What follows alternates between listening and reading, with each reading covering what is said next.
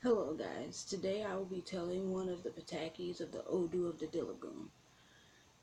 I really love this particular story because I think it's really important to us as a spirituality in Santeria and in Ifa as well. Uh, I would love to go into the importance of the Dilagoon, the Odus of the Dilagoon, but that's a discussion for another day. And I was asked to tell this particular story. Um, this one is from the third Odu of the Dilagoon in the Santeria faith. They're different in the Ifa faith. Um, it's a little different. The principles are kind of the same, and some of the characteristics are kind of the same. Now, with that said, we have to be able to analyze for ourselves the stories of the patakis and how they actually fit in to our Odu, especially within the Dilagon. You have to be able to analyze it and see which principles from that story actually fit that Odu. And these patakis actually exist so that they can actually further your understanding of that particular Odu. Um, Odus are important in our spirituality, especially when it comes to our fortune. But I'm not going to go there. I'm not going to go into that. I'm going to explain a little bit about Ogunda, because Ogunda is uh it's an important Odu. It actually can determine whether or not you have a miserable life or if you'll actually succeed and bloom.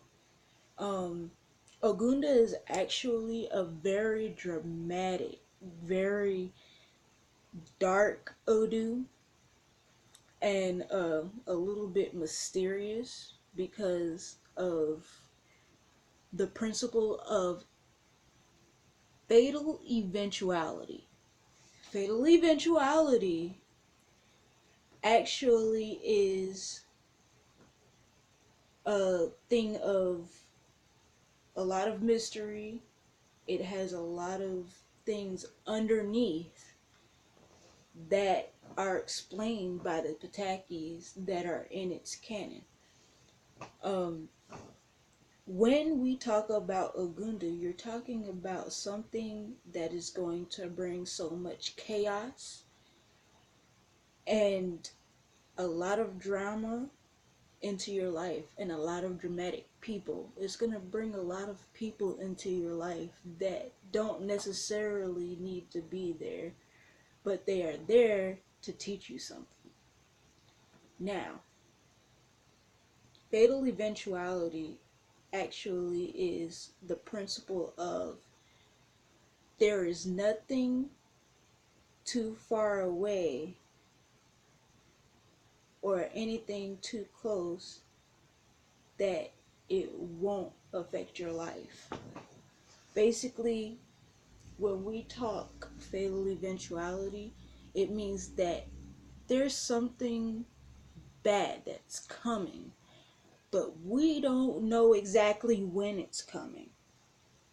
Fatal eventuality also supports the saying that good things happen to good people, but also bad things happen to good people, sometimes without reason.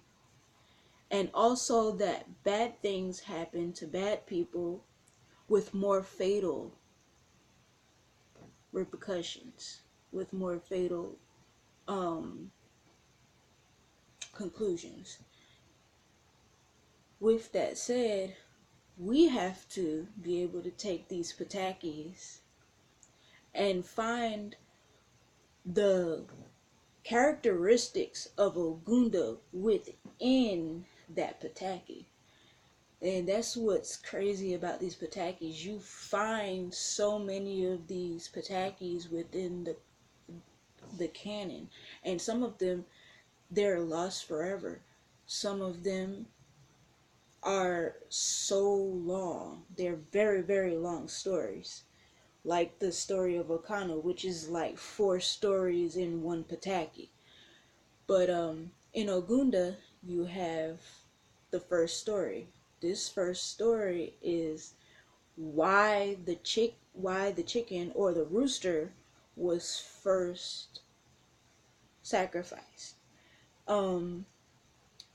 I think I see a lot of those characteristics of Ogunda in um in this pataki. The reason why I love this story is because it actually has all of those characteristics of Ogunda within that one pataki. If anything, if I was a diviner, which I'm not, because it takes many, many years, many countless hours of studying the patakis to even become a diviner. Now, with that said, if I was a diviner, I would only need this one story to actually cover all of the characteristics of this particular Odu.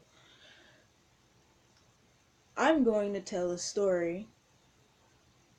I'm going to try to engage you with this story. It's a pretty fascinating story. I've read it. I've actually studied it back to back, just cover to cover. It's a great story. But y'all have to, help me out here because I haven't told this story in a long time. Alright.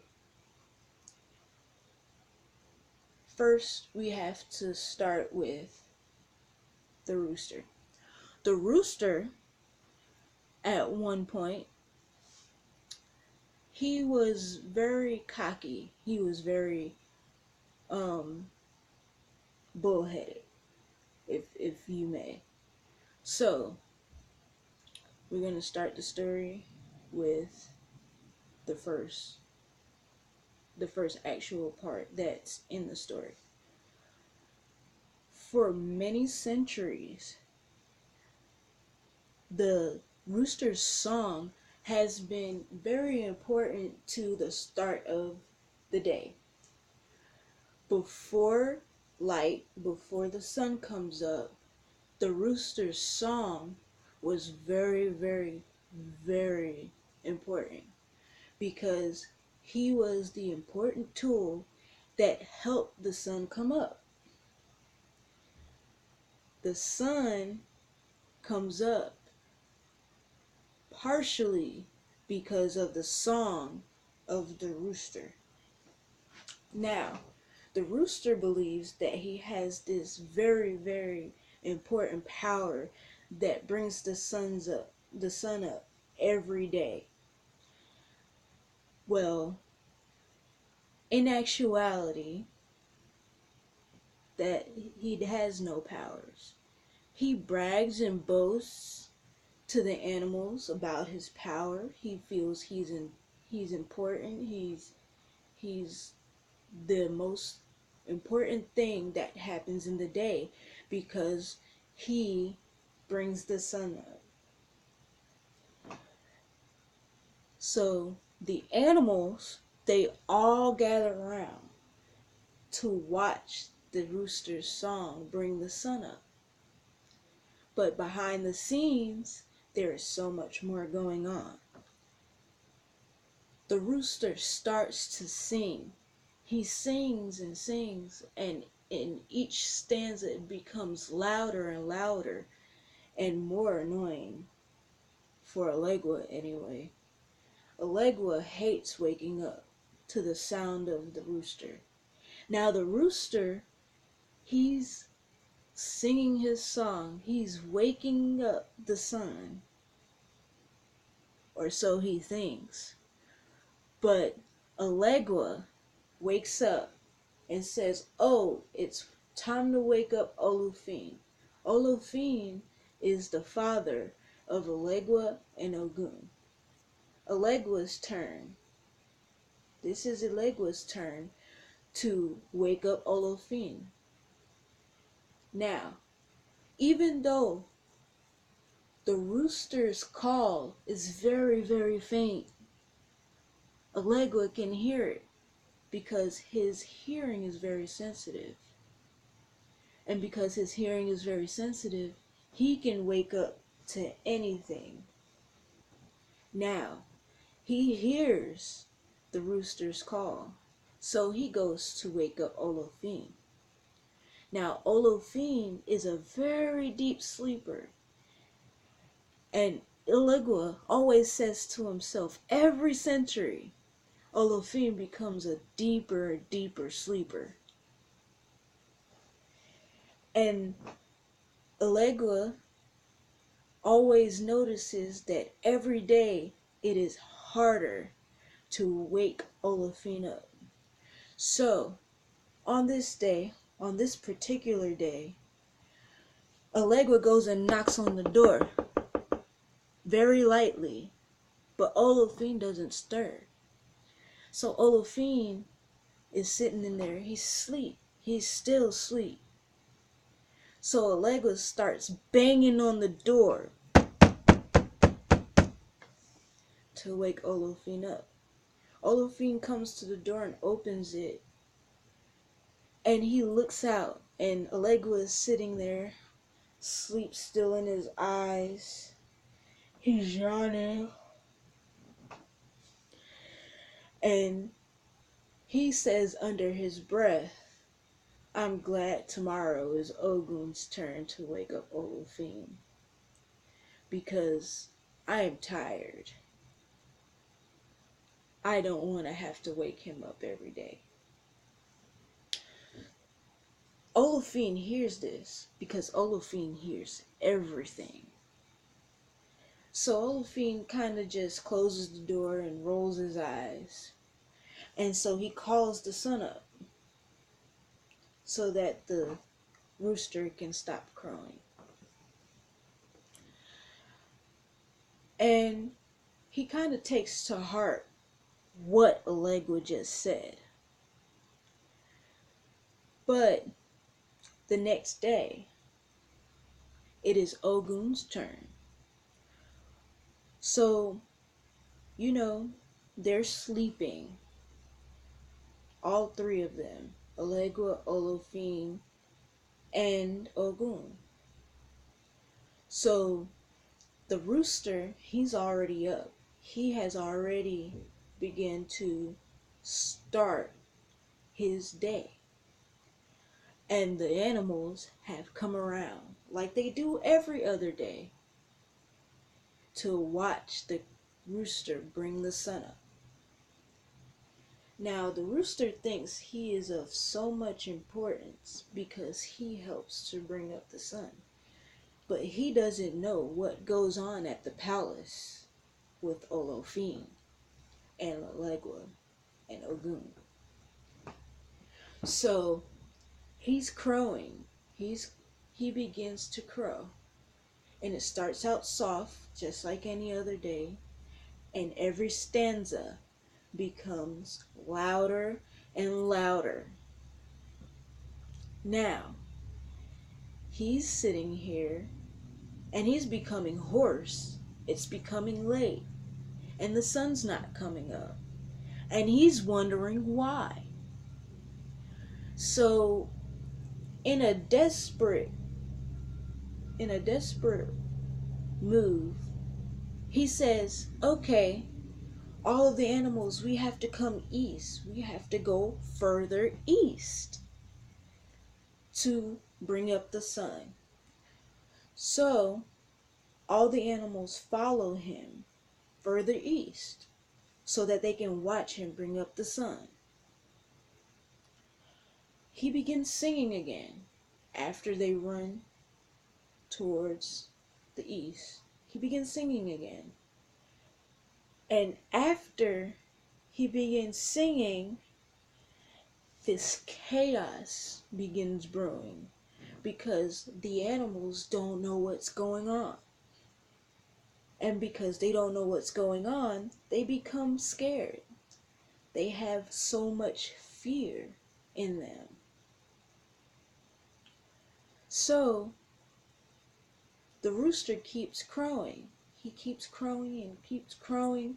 And eventually Olafine wakes up. And when Olafine wakes up, he spots the rooster outside of his window. And Olafine tells the rooster, "Hey, Rooster, we have to speak. We need to talk." And then he says, "Rooster, go ahead, sing." So the rooster begins singing. So Olafine brings up the sun. He calls up the sun and he stops and he goes and picks up the rooster. And he brings the rooster into the house, into the palace, and he sits on his throne with the rooster between his feet. And Allegua and Ogun are running because they realize it's late and the sun just came up. They realize that Olafine is awake.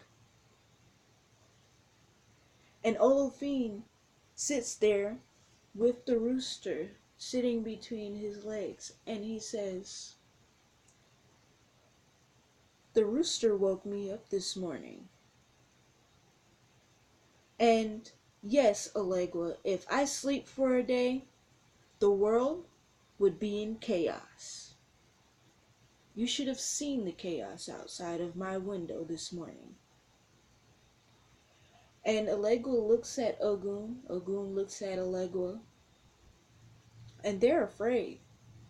They don't know what's about to happen because the rooster is sitting in the room with them. So, Olafine walks around and he turns to Allegua and Ogun and he says, "From now on, the rooster will be waking me up personally. He will stay in the palace with me." And he eventually tells Ogun and Allegua to leave the palace. He has banished them from the palace. And they're sad. And they're afraid. And they're jealous of the rooster. So they are plotting their revenge against the rooster because the rooster has taken their place in the palace. So after all of this conspires, he goes out into the forest with the animals again. The rooster is going to boast. He begins boasting with all of the animals of the field and the birds of the sky. And he's sitting there and he's telling them, "I live in the palace now. I live with Olafine. I will be responsible for waking up Olafine so that he can make the sun rise."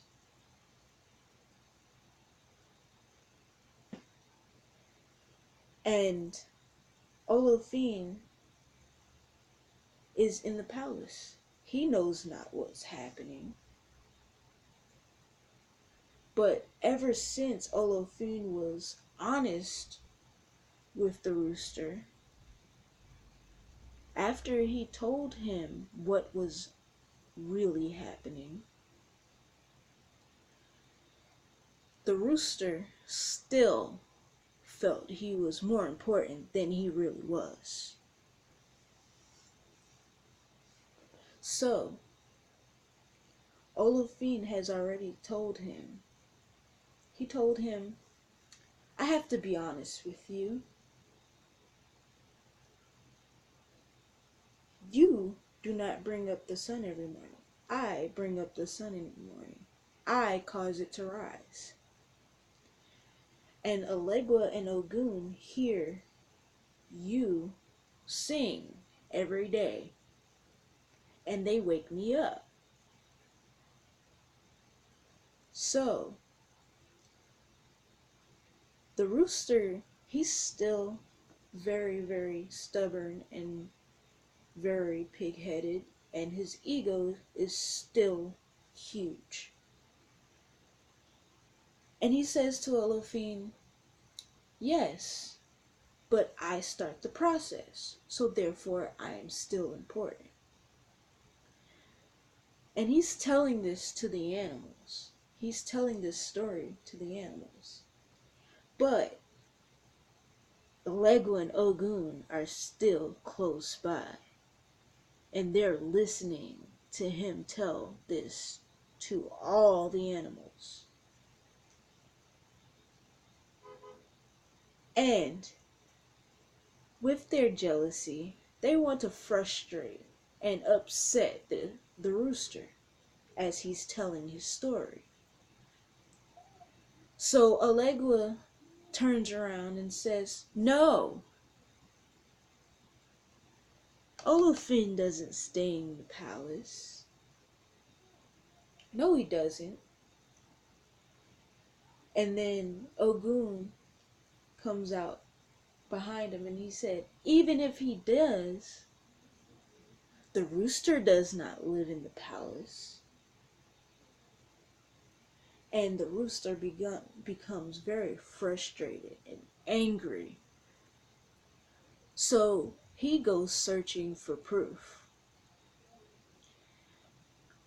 When Olafine goes to sleep that night, the rooster begins going through all of the rooms and his private things, going through all of his private secrets and private rooms, and gathering information and gathering proof so that he can go back and tell his animal friends what is actually happening.